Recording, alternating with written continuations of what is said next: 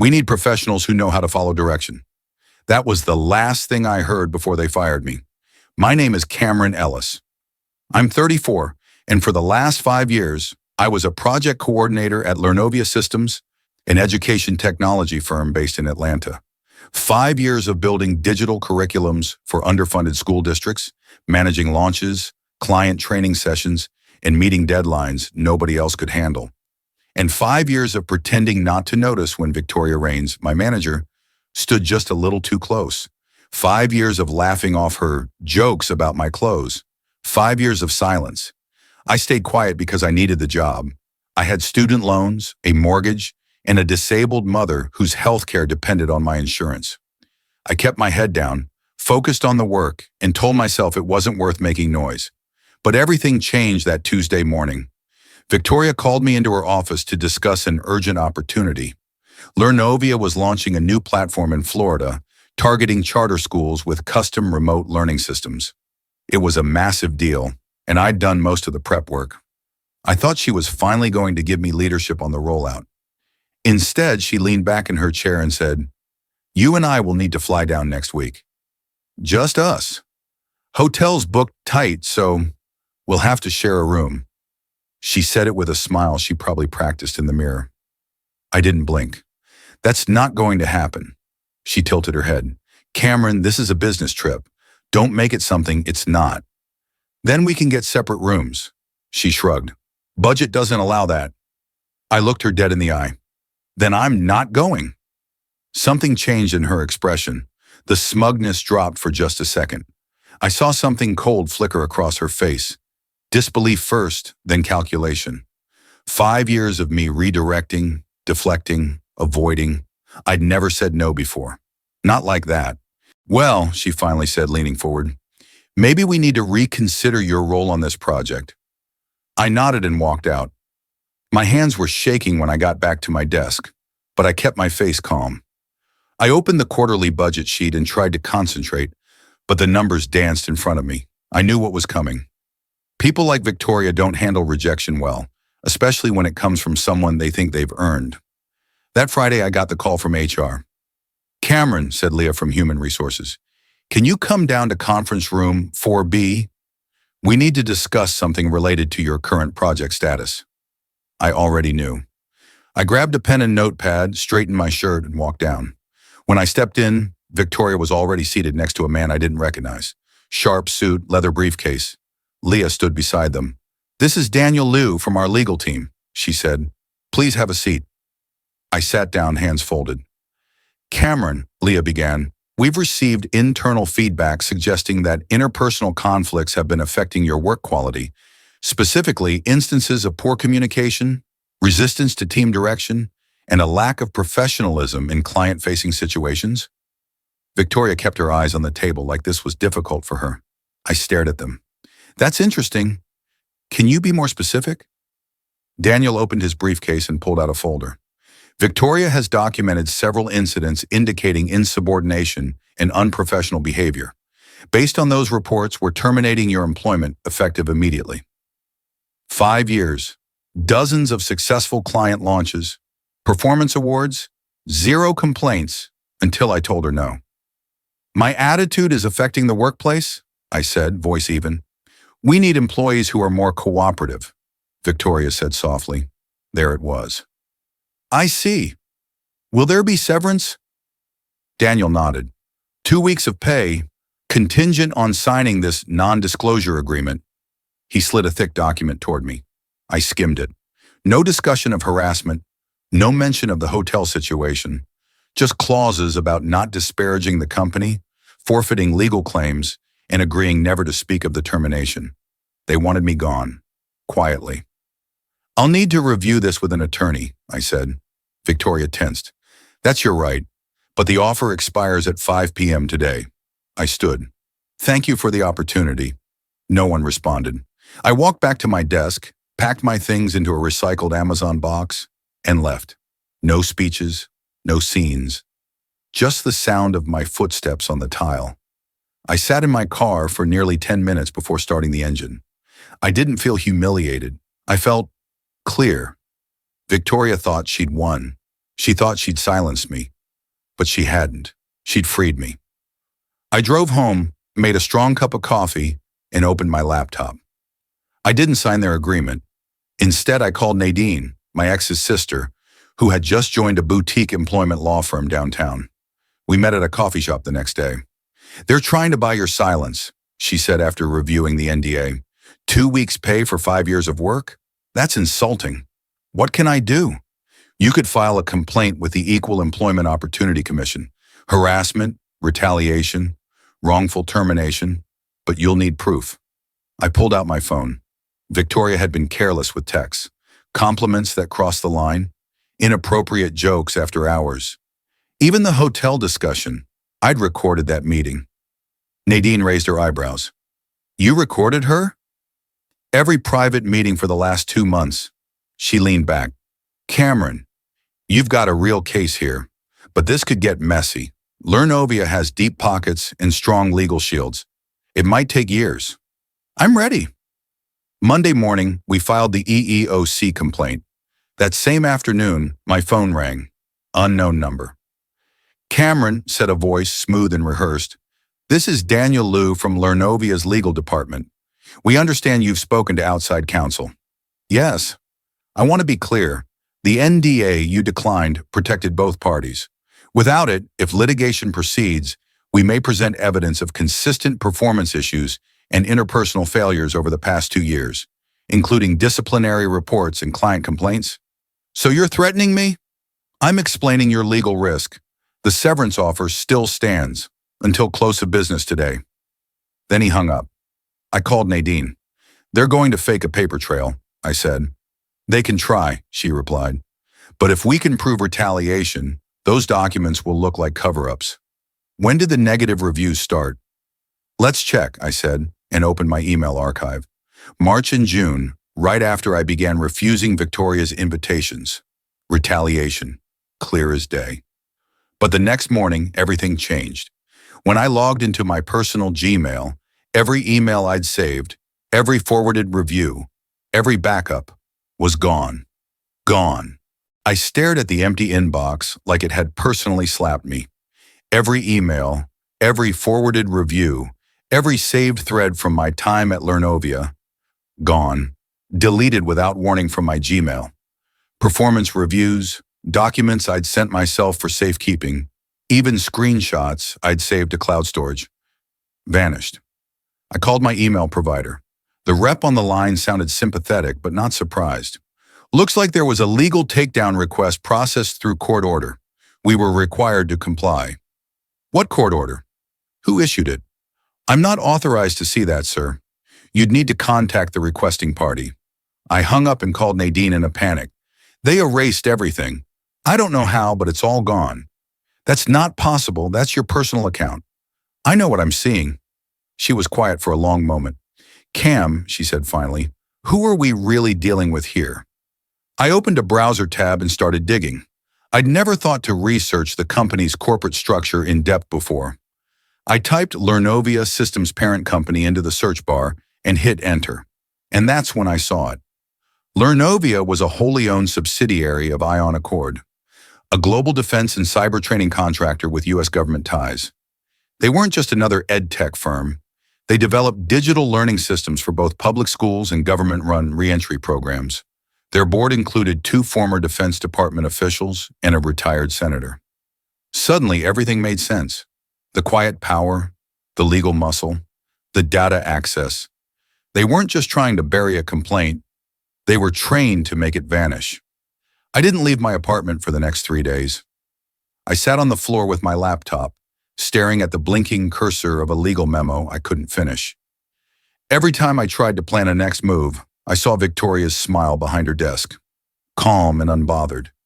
Every road seemed blocked. No emails, no documents, no recordings saved in the cloud. Just my word against theirs. And I knew how that played out. I started doubting myself. Maybe I had pushed too hard. Maybe I should have signed the NDA and walked away. Maybe I wasn't strong enough to go through with this. But then, Wednesday evening, my doorbell rang. It was Patricia from finance. She looked nervous, holding a small canvas tote. I hope you don't mind me coming by, she said. I got your address from the company directory before they updated it. I opened the door wider and let her in.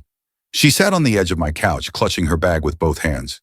I heard what happened, she said finally, about the Florida trip, about your termination. I didn't speak. I just nodded. I wanted you to know, you're not the first. My breath caught. What do you mean? 3 years ago, there was another employee, Daniel Monroe. He worked in outreach and partnerships. Victoria made advances. He refused. He was gone a month later. What happened to him? He tried to fight it, filed complaints, hired a lawyer. They drowned him in legal threats until he couldn't afford to keep going. Eventually, he took a settlement. She reached into her bag and pulled out a flash drive. But he kept records, emails, documents, messages. Every interaction, I stared at it. Why didn't he use this? He did, but one man's word against a department head? Not enough. He needed witnesses. He never had them. She paused. But you do. She reached back into her bag and pulled out a manila folder. Thick, worn, full of yellowed pages and sticky notes. I've been keeping records, 5 years worth. Times Victoria made inappropriate comments, moments I saw her retaliate, conversations she had with other department heads that crossed the line. I opened the folder. There were notes in neat handwriting with dates, times, and locations, names of witnesses, quotes, even post-meeting notes on which employees looked uncomfortable after private sessions with Victoria. Why? I asked, barely above a whisper. Why keep all of this? Patricia looked at me and smiled, but not the soft kind. I have a son. He's 21. He just started interning at a media company last summer. The stories he tells me, young men being pushed out, being tested, being afraid to speak up. I saw the same thing happening to you. And I knew I had to stop being a bystander. She paused. Also, I've been through it too. Different company, different time, but same dynamic. I stayed quiet. I regretted it every day for a decade. My throat tightened. That night I called Daniel Monroe. Patricia had kept his number through an old shared contact. I wondered if someone would reach out eventually, he said when I introduced myself. I heard Victoria was still there. I knew it was only a matter of time. I need your help. You've got it. Are you under NDA? Yes, but only regarding my case. If there's a new complaint and I'm subpoenaed, I can testify. What about retaliation? He laughed. They already killed my career once. I'm not afraid of what comes next. The next morning, I called Nadine and handed her everything. Patricia's notes, Daniel's statement, the flash drive. Her voice was sharper this time, confident. This changes everything. We immediately filed an amended complaint with the EEOC, now backed by supporting evidence and corroborating witnesses. But we weren't done. Nadine connected me with her senior partner, a no-nonsense woman named Lorraine Vega, who had decades of experience in employment law and high-profile corporate cases. She wasn't shaken by Lernovia's reputation. In fact, she relished the fight. These defense-affiliated companies, she said, always think they're above labor law. They're not. Her strategy was simple but lethal. 1. File a strengthened EEOC complaint, listing not only retaliation, but coordinated erasure of digital evidence, a potential violation of federal data handling standards. 2. Go public. Lorraine had media contacts, including a columnist at the Atlanta Journal-Constitution, who covered corporate misconduct and workplace culture. 3. Start gathering more voices. If Daniel wasn't the only one, we had to find others. That week, I reached out to former Lernovia employees through LinkedIn, people I remembered from old client teams, off-boarded departments, and exit email chains. I sent careful, neutral messages. Hi, I'm looking into some past HR practices at Lernovia and wondering if you ever had concerns about leadership conduct. Happy to keep everything confidential. The responses came faster than I expected. 7 different employees replied within 4 days. 4 men, 3 women, all with eerily similar stories. Awkward lunches, suggestive jokes, declined invites followed by sudden reassignments or cold performance reviews. One former employee, Trevor Holmes, wrote, "She once told me, You're either with me or you're in my way. I didn't flirt back. I was in the way. I got pushed out 3 months later. Another, Kaylin Jerry, who had worked in implementation, had this to say. I reported Victoria once for inappropriate behavior. HR said I must have misunderstood her mentoring style. I resigned a month later. Then came a message from someone I didn't expect. Sophia Wills, Victoria's former executive assistant. She didn't just want to talk. She had receipts. I kept a journal of everything, she told me on the phone. Every meeting, every inappropriate moment. I couldn't afford to report it back then. I was taking care of my sick father. But I always knew this day would come. By Friday morning, Lorraine had statements from 9 former employees, each one unique, but each pointing to the same pattern, and that's when everything changed. That afternoon, the Atlanta Journal-Constitution ran a feature titled, Power and Silence. Lernovia faces mounting harassment allegations. The article covered the EEOC filing, my story, Daniel's past experience, Patricia's notes, and even referenced Sophia's journal. It didn't name me directly, but it didn't need to. Everyone at Lernovia knew who had been fired the week before. By Monday morning, Lernovia's leadership was in full damage control. Their press office issued a vague statement about reaffirming internal values and creating a safe workplace. But it was already too late. Lorraine called me that evening with news. The Department of Education's Contractor Oversight Division just opened a formal review of Lernovia's government contracts. I blinked. They're being investigated? Yep. And Victoria? She's no longer answering internal emails. Word is she's been placed on administrative leave pending investigation. I exhaled slowly. We were just getting started. The news moved fast. By Wednesday morning, Victoria's photo had been quietly removed from the company's leadership page. No official announcement, no memo. But anyone who clicked About Us would notice the gap. Just a blank silhouette where her headshot used to be. The internal Slack channels buzzed. People posted cryptic emojis, raised eyebrow reactions, and vague wow gifs. No one said her name, but everyone knew. I received more than 24 LinkedIn messages that week.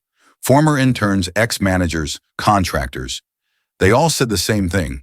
Thank you for speaking up. I never thought anyone would. Lorraine wasn't celebrating yet. These companies don't just fold, she reminded me. They regroup. They pivot. But if we keep pressure from every angle, legal, public, regulatory, they lose their ability to control the narrative. So that's what we did. We followed every avenue. Lorraine filed an amended claim with the Department of Labor, citing unlawful retaliation and evidence tampering. She added Daniel's and Sophia's testimonies and the tech expert's analysis of the deleted Gmail files. A second complaint was sent to the Department of Education, which was now investigating Lernovia's compliance as a federal vendor. And while that was happening, we planned something bolder. Nadine suggested a press conference. I know it's a big step, she said, but you've got momentum now. If you stand publicly, with others beside you, it becomes undeniable. I hesitated. I didn't want my face out there. I wasn't looking to be anyone's hero. But this wasn't just about me anymore. Daniel agreed to speak, so did Sophia. Patricia offered to attend, though she asked to remain anonymous. Lorraine contacted a nonprofit organization that supports workplace harassment victims, and they offered both media training and security for the event. The following Tuesday, we gathered in a modest hotel conference room in Midtown Atlanta. 3 cameras, a handful of journalists, and 4 people ready to speak the truth. I wore a navy blazer. My voice trembled during the opening statement, but I spoke clearly. My name is Cameron Ellis. I was a project coordinator at Lernovia Systems for 5 years. I was fired for refusing to comply with an inappropriate request from my supervisor. That same supervisor has a pattern of targeting employees who reject her. What happened to me is not an isolated case. Daniel spoke next. His tone was calm, but you could hear the years of frustration behind it. Sophia read directly from her journal, citing exact dates and quotes from meetings. And when it was over, the press didn't just take notes, they started digging. Within 48 hours, a tech industry blog published a full expose on Lernovia's internal culture, complete with quotes from anonymous employees who validated everything we'd said. The dominoes began to fall. One board member stepped down, for personal reasons. A second was removed by Ion Accord, the parent company, citing conflict of interest. Then came the big one. Lorraine called me on a Thursday afternoon, her voice brisk. "Cameron," she said, "Victoria's been terminated." I sat down slowly. "Officially?" "Yes, effective immediately. They've also issued a statement about restructuring their leadership team to better align with workplace equity values. But don't be fooled. They're panicking." I felt a rush of vindication. But it didn't last long, because hours later, I got a call from a blocked number. "Mr. Ellis," said a deep, clipped voice, "this is Thomas Griggs, General Counsel for Ion Accord. I'd like to speak with you about resolving this situation." I knew the tone. Polished, intimidating, designed to make you second-guess yourself. "I'm represented by counsel," I said. "Please direct communication through Lorraine Vega." He paused. "Understood. But let me just say this. We're prepared to settle, substantially, provided you agree to confidentiality and you withdraw support from any third-party complaints." I almost laughed. They were willing to pay me off, but only if I stopped helping others. I didn't even respond. I hung up and called Lorraine. "They want to pay you off before the class action takes shape," she said. "Don't accept anything. Not yet." Because we had bigger plans. As more former employees came forward, Lorraine's firm began building the foundation for a multi-plaintiff case. Kayla, Trevor, Sophia, Daniel. Even 2 employees from the company's Florida branch who had similar run-ins with a different female manager. One Victoria had hired personally. It wasn't just harassment now. It was systemic culture. Patterns of power abuse, internal cover-ups, deliberate erasure of complaints. Lorraine assembled all the plaintiffs. We held weekly Zoom meetings, most with faces off but voices steady. Stories came out in pieces like puzzle parts. Different years, different departments, same tactics. By mid-May, we were ready. Lorraine filed the formal lawsuit, Ellis et al. Versus Lernovia Systems and Ion Accord Inc., 34 pages long, supported by affidavits, evidence logs, handwritten notes, press coverage, journal entries, recordings, and a growing movement behind us. Then came the twist we didn't expect. I got a message from Victoria's husband. It was short. "Mr. Ellis, I'm sorry for what you went through. If you ever need testimony regarding her private behavior, let me know. I've seen it too." I forwarded the message to Lorraine. "Do we use him?" I asked. "Maybe," she replied, "but let's see what else shakes loose." More did. The Department of Education issued a public statement. They were suspending all new contracts with Lernovia pending investigation. That meant millions of dollars in frozen federal grants in digital classroom partnerships. The same schools Victoria used to brag about in team meetings were now cutting ties. The final nail came weeks later. A whistleblower from Lernovia's HR department sent a packet anonymously to Lorraine's office.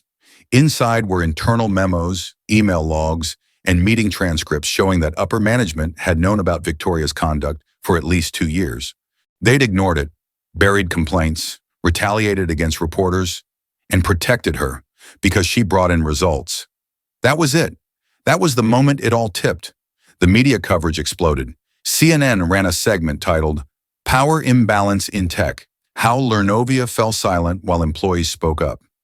The Atlantic ran a feature, "The Cost of Being Quiet When Companies Choose Profits Over People." We were everywhere, and I was no longer afraid to show my face. The first time I saw the press call me a whistleblower, I felt strange. I never wanted that title. I just wanted to do my job. But maybe that's what whistleblowers are. Ordinary people who've had enough. By June, Lernovia's board of directors had been overhauled. A new interim CEO was brought in from outside the tech sector, someone with no ties to Victoria or the culture she'd built. And finally, Lorraine brought us into the room for settlement talks. The new legal team didn't make threats. They didn't smile either. They offered 12 months full compensation, retention of all legal rights to share our story, a $7 million fund for workplace abuse victims, public acknowledgement of wrongful termination, mandatory third-party oversight for all Lernovia, HR practices for the next 3 years. I looked across the table. No smugness, no condescension, just quiet surrender. We accepted. Not because the money changed anything, but because the accountability finally did. It took months before everything finally settled. Not legally. We'd already reached an agreement. The paperwork was signed, the fund was announced, and the oversight program was publicly endorsed by Learnovia's new CEO. But internally, personally, it took time for my nervous system to stop expecting backlash, for my shoulders to relax in meetings, for my voice to stop catching whenever someone asked what I did for a living. In July, I started a new job at BrightArc, a digital learning startup based out of Raleigh. It was smaller than Learnovia, more nimble, with fewer egos in the room and far less bureaucracy. The CEO, Mallory Singh, was sharp, direct, and famously allergic to corporate drama. "You came highly recommended," she told me during my second interview. "I read about what happened. That kind of strength is exactly what we need in a culture leader." I wasn't used to being called a culture leader, but I accepted the position. Program director, more responsibility, better pay, real boundaries. They didn't ask me to stay late to prove myself. They respected out-of-office messages. And best of all, they didn't expect silence in exchange for opportunity. By the end of my first month, I felt like a professional again, not just a survivor. But the ripples from the Learnovia case hadn't stopped spreading. Daniel Monroe was hired by a legal advocacy nonprofit. He now consults on workplace policy cases across tech firms, using his experience to coach new employees on their rights. Patricia was promoted to senior compliance officer at Learnovia. Yes, she stayed. But with Victoria gone and oversight in place, she'd become a key part of building a new HR framework. She sent me an email in August. "It's strange walking into the office now and not flinching. For the first time in years, I feel like I belong here. Thank you for giving me the courage to stay." Sophia Wills, Victoria's former assistant, had moved on entirely. She took a job with a local publishing house and told me, in one of our calls, "I used to journal because I was scared. Now I write because I'm free." We still spoke occasionally, usually at night. Not about lawsuits, but about life. Her cat, my new apartment, what healing looked like outside of depositions. And then there was Victoria herself. She'd all but vanished. One quiet press release, one LinkedIn profile deletion, and then nothing. No speaking engagements, no interviews, no new job announcements. Lorraine's private investigator confirmed she had quietly relocated to Arizona. No management role, no company affiliations, just a consulting title with no listed clients. Some people feared she'd stage a comeback. I didn't. Victoria had built her success by operating in the shadows of power, but now her name came with headlines, with context, and with a legacy she couldn't rewrite. And perhaps the most unexpected part? I got a call from her husband again, months later. "I wanted to say thank you," he said. "You did something I couldn't." I didn't know how to respond. He continued. "She treated our home the same way she treated her office, like a place she owned, not a space she shared. Your courage gave me the push I needed to file for separation. Our daughter's better off because of it." There was no anger in his voice, just quiet relief. That's when it hit me. Sometimes the impact of standing up isn't loud. It's not fireworks or applause. It's silence. A stillness that wasn't there before. The absence of fear, the absence of control, the freedom to breathe without permission. I still had the flash drive Patricia had given me. I kept it in my desk drawer, right under my spare notebooks. Not because I needed it anymore, but because it reminded me of where it all began. 5 years of quiet warnings, of brushed-off comments, of telling myself just one more month, and then one moment of clarity. One word, no, and everything changed. I gave a talk in September at a university business ethics class. Mallory had recommended me as a guest speaker. I told the students the truth. That moment you say no to someone powerful, it doesn't feel heroic. It feels terrifying. It feels like you've just set fire to your own life. But sometimes, burning it down is the only way to rebuild something better. Afterward, a young man approached me. Couldn't have been older than 20. He said, "I didn't think men could go through stuff like that. I thought it was just something that happened to women." I smiled. It happens to anyone who's perceived as vulnerable. The system doesn't care about gender. It cares about silence. He nodded slowly. Thanks for saying it out loud. When I walked back to my car, I cried. Not because I was broken, but because I finally wasn't. The tears weren't fear. They were release. 3 weeks later, I got a letter in the mail. It was from an anonymous former Lernovia employee. No return address. Just a note that read, I left 2 years ago. I didn't have the strength then, but I followed everything you did. And now I'm finally ready to speak. Thank you for not letting them bury you. I passed the letter to Lorraine. She called me the next day. This isn't over, she said. It never really is. But you turned the tide. They can't go back to who they were before you spoke. And that's enough. I don't need revenge. I don't need headlines. I just need to know that I wasn't alone. That when I finally stepped out of that conference room, cardboard box in hand, silence all around me, I wasn't walking into darkness. I was walking toward something better, toward every person who'd been waiting for someone to go first, toward every whispered hallway story finally being spoken aloud, toward a workplace that doesn't punish resistance, but respects boundaries, and maybe most importantly, toward myself. Because after all that time wondering if my career was over, I realized something powerful. They didn't destroy my career. They revealed what it was really made of. Not fear, not silence, but spine. And now, that's the part I lead with.